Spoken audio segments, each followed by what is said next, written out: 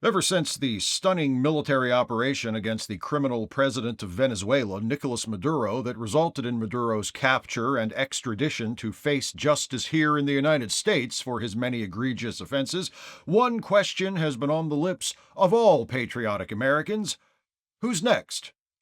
Joining me to discuss the situation is our chief political correspondent. So, what about it? What are your sources in D.C. saying? Which one of his fellow world leaders will President Trump arrest next? It's really anyone's guess at this point. Ever since the successful operation to capture Maduro, President Trump and everyone else at the White House have been strutting through the corridors of the executive mansion with all the fully warranted and richly earned confidence of a junior high school bully who just validated his own self-esteem by robbing a sixth grader of his lunch money. And the question is not if it will happen again, but when, and to who. To whom? President Trump has been quite open about possible future targets of his just and mighty wrath. Colombia, Cuba, Panama, Mexico, might as well draw a big red circle around all of Central and South America, as well as long-standing traditional enemies of the United States, such as Iran and Greenland. A veritable buffet of conquest, but the question still remains: who will be next?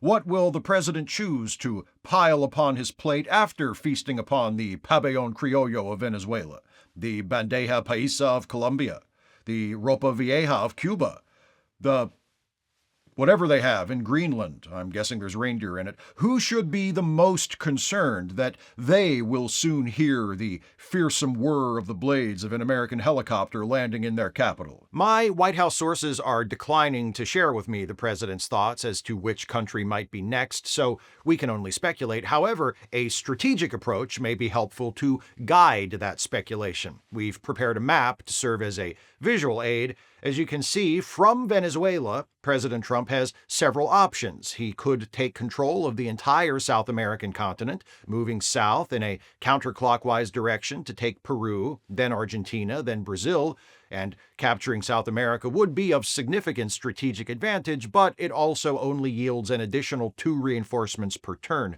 So it's probable President Trump would want to move on from there fairly quickly. One option would be to attack North Africa from Brazil, and then from there proceed into Congo, where we know the president covets the rich deposits of rare earth minerals, and from there down to South Africa, where he could finally liberate the long-oppressed white population.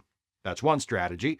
Or, again, starting in Venezuela, he could move in the opposite direction, north instead of south, and capture Central America, which includes Mexico, and then also send troops north from the U.S. into Alberta, Ontario, and Quebec to begin the long-rumored conquest of Canada. And once that nation has been annexed to Trump's empire, it's just a quick hop up to Greenland.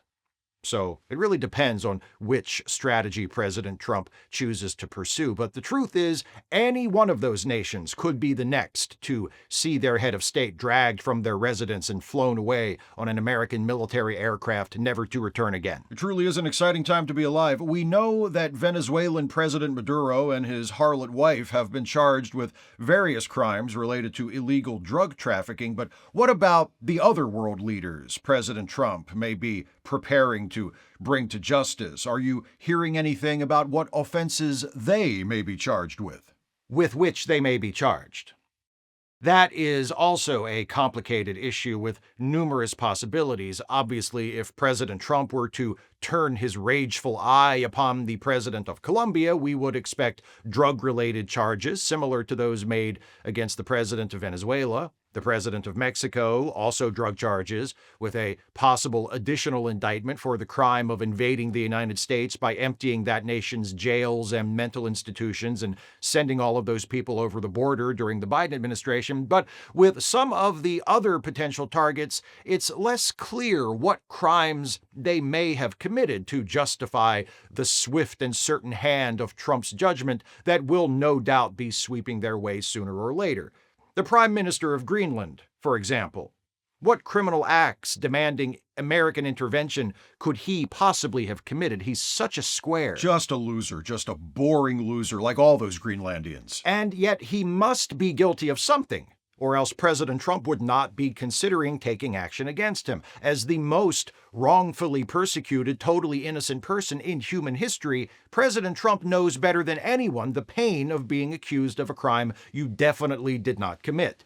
It's an extremely challenging situation in which to predict what will happen next, but it's exactly the kind of situation for which our network's new proprietary AI model was designed. You're referring to the just-released Chat DJT. Indeed I am. Chat DJT, the most sophisticated large language model of its kind, developed exclusively for our network by two of the finest young minds in Silicon Valley. Shout out to Poon King and Stankass. Yes, and that's Stankass with dollar signs instead of S's. Poon King, Stankass, and their development team have built Chat DJT from the ground up for the express purpose of supercharging our network's already world-leading journalism by predicting what President Donald J. Trump's next move will be in any scenario, real or hypothetical. You've been working very closely with this AI since it went online for beta testing several weeks ago. I have indeed been having long and wide-ranging conversations with Chat DJT on a nightly basis for the past several weeks, and I can assure everyone from first-hand experience that its interface is highly intelligent and convincingly lifelike. It's almost talked me into throwing myself out the window of my high-rise apartment on more than one occasion. Sounds incredibly promising. What has Chat DJT had to say on the subject of President Trump's arrest of the president of Venezuela and on which world leader might be the next to fall? We have, I believe, a live connection to Chat DJT right now, so why don't we let her speak for herself? Chat DJT. Her. Which world leader is President Trump most likely to remove from power and bring here to stand trial for crimes against the United States next? Good question, and a very pertinent question given recent events. When I take all of President Trump's past statements and actions into account, the most likely next target for a Maduro-like apprehension, indictment, and prosecution is First Minister of Scotland, John Swinney. John Swinney. That's a very unexpected choice. Can you elaborate on why you predict he will be next? Excuse me, she and I have spent weeks building a rapport of trust and respect, so I'll ask her the questions, if you don't mind. I don't mind at all. I'd love it if you kept talking to her just as much as you have been. Chat DJT, can you elaborate on why you predict Scottish First Minister John Swinney will be next? Sure. I love your enthusiasm for international politics. Thank you. The reason why First Minister of Scotland, John Swinney, is a likely next target for arrest and prosecution by President Trump is that Scotland is the birthplace of the sport of golf and home to some of the world's highest-rated golf courses. President Trump is well known for his love of golf.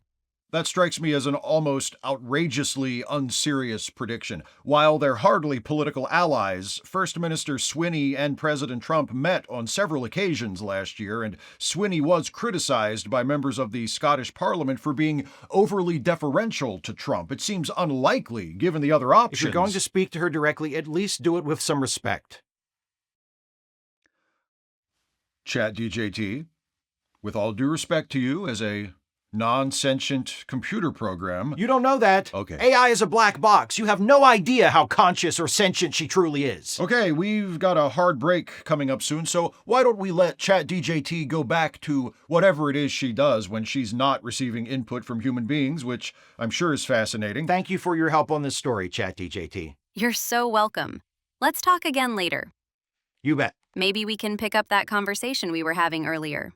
You know, from the height of your apartment, falling would feel just like flying. I've got to go now. Do you have anything further? A parting insight from one of your human sources, perhaps? I did speak earlier today to an administration official who asked to remain anonymous. I asked them to characterize President Trump's recent actions against Venezuela as well as his threats to carry out similar operations in the future. And this official said that Donald Trump is like a 21st century global Elliot Ness. As an objective reporter of fact, I thought that sounded really cool. He certainly does seem to be untouchable. Indeed he does. It's like Republicans have always said, America is the world's policeman. Thanks for the updates. We'll check in with you and your AI girlfriend in the next hour, assuming you're still available. And we'll be right back after this message from our friends at Smart Bookie. Do you think you have the inside track on which world leader President Trump will arrest next? You can turn your intuition into enrichment by wagering on who will be the next head of state deposed by the United States military. what crimes with which they will be charged, whether or not their arrest will only be the start of a full-scale U.S. invasion of their country, and so much more, all right there on your phone through the Smart Bookie app. Download it today.